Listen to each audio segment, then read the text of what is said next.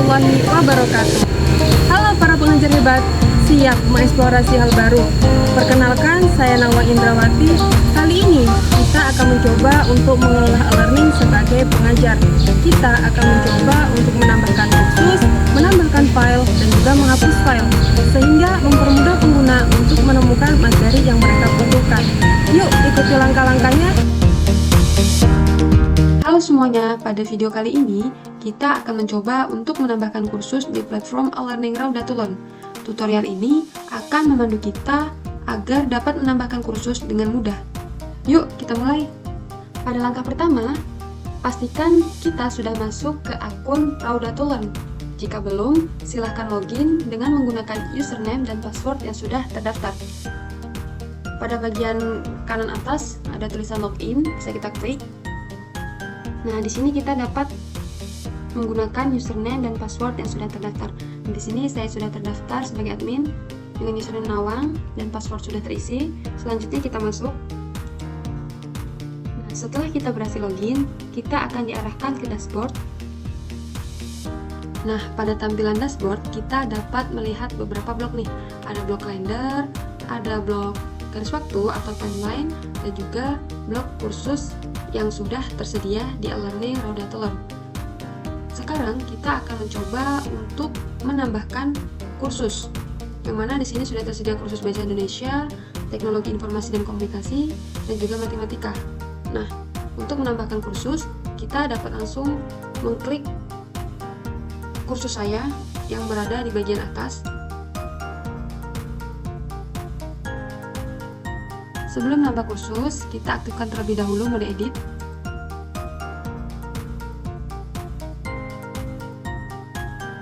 Ketika sudah berada di mode edit, kita dapat mengklik bagian action menu yang berada di bagian kanan, seperti berbentuk bintang atau gear motor.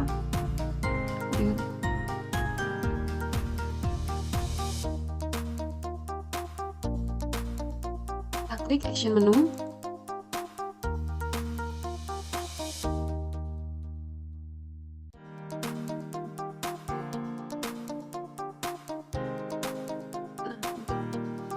menambahkan kursus, kita bisa mengklik titik 3 yang berada di bagian bawah mode edit. Kita klik. Setelah itu klik new course.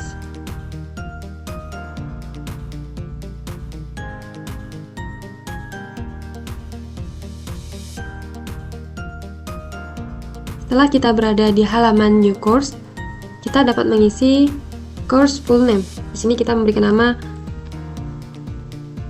sosiologi. Dan juga kita dapat memberikan nama course short name-nya. Di sini kita berikan nama yang sama saja. Nah, di sini kita dapat memilih kelas. Jadi mata kategori kursus. Nah, mata pelajaran ini ditujukan pada kelas berapa? Di sini kita memilih kelas Madrasah Aliyah kelas 12. Setelah itu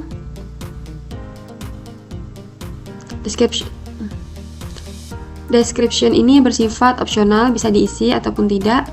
Nah, course image ini bisa kita tambahkan. Kita klik bagian icon add, upload file. Nah, setelah itu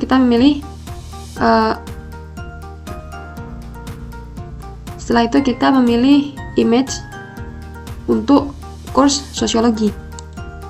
Choose file. Setelah itu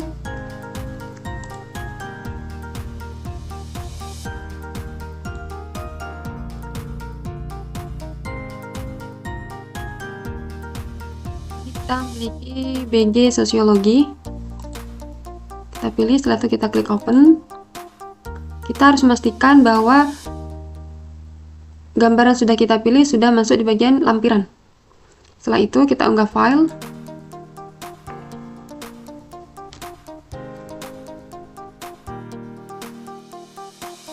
Nah, di sini untuk gambar sosiologinya sudah masuk. Setelah itu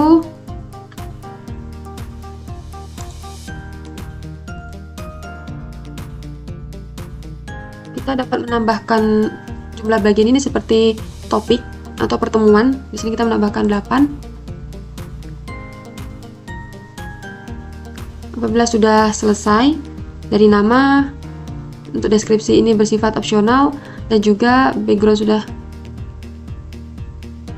dan juga gambar dari kursus kita sudah kita masukkan, dan kita juga sudah memilih banyaknya pertemuan atau topiknya. Langsung saja dapat kita save and display. Nah, berikut tampilan dari kursus yang kita buat. Salah satu fungsi utama dari e-learning berbasis Moodle adalah untuk mendistribusikan materi ajar kepada peserta didik, sehingga mereka dapat mengaksesnya kapan dan dimanapun. Dalam tutorial ini, kita akan menunjukkan bahwa salah satu resource yang paling sering digunakan adalah file, yaitu dokumen-dokumen bahan ajar yang dapat kita unggah ke dalam kelas kita. Kita dapat mengunggah berbagai bentuk file seperti PDF, Word, PowerPoint, dan lain sebagainya. Nah, untuk mengunggah file ke dalam kelas Moodle, ada beberapa langkah yang perlu kita lakukan. Pertama, pastikan kita berada dalam kelas Moodle dengan peran sebagai pengajar. Selanjutnya, di sini kita akan memilih salah satu kelas yang akan kita tambahkan filenya. Di sini saya memilih Bahasa Indonesia. Nah, berikut tampilan dari kursus Bahasa Indonesia. Selanjutnya, mengaktifkan mode edit dengan mengklik tombol edit mode di bagian kanan atas. Setelah mode edit aktif, kita dapat melihat tombol dan icon untuk mengedit. Berikut tombol dan icon untuk mengedit. Nah, selanjutnya kita klik tombol Add an Activity or Resource.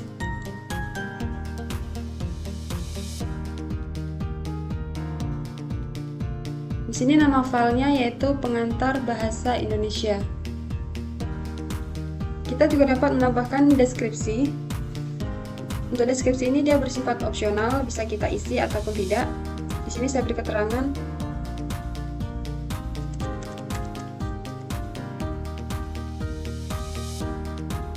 Nah, untuk menampilkan deskripsi ini di kelas, kita dapat mencentang opsi Display Description on Course Page.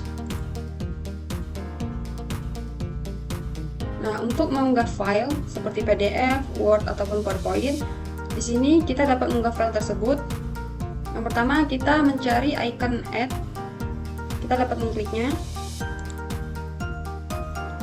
Nah, kemudian di bagian Upload File, kita dapat memilih Choose File.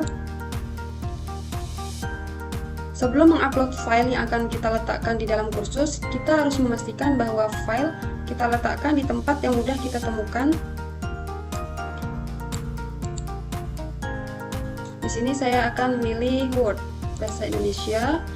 Setelah kita pilih, klik Open.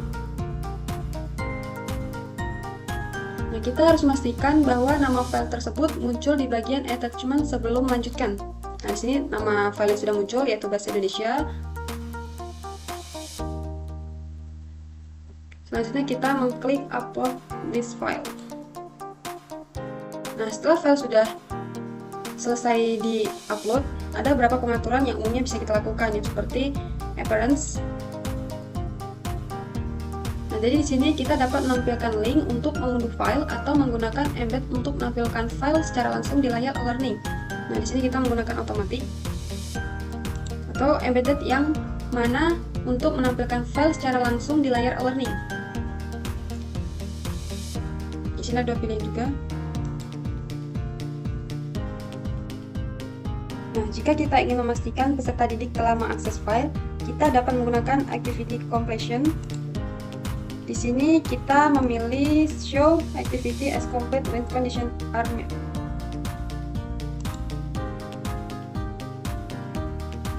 Setelah semua pengaturan selesai, kita dapat mengklik save and return to course untuk menyimpan file tersebut.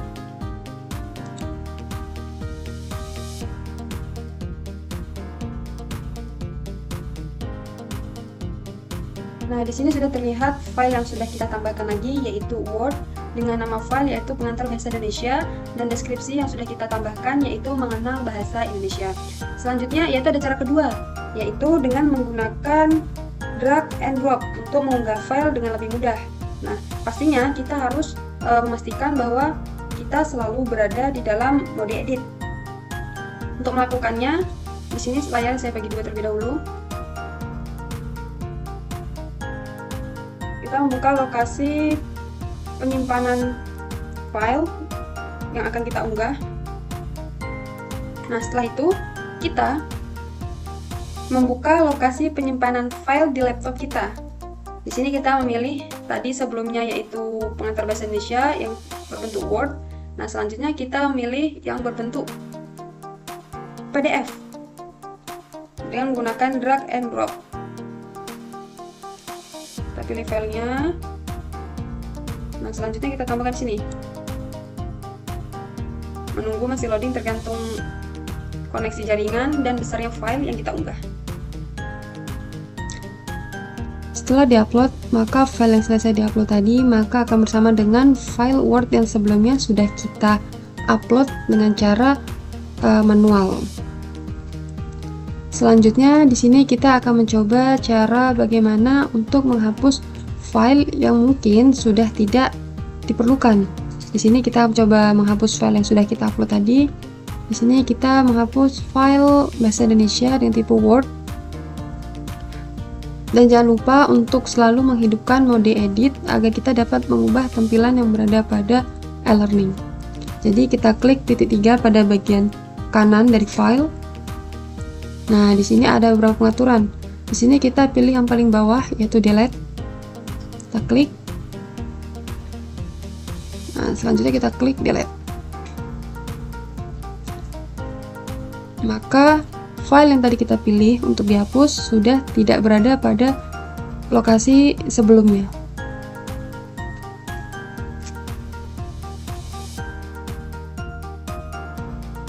Sekian cara untuk menambahkan kursus, menambahkan file, dan juga menghapus file.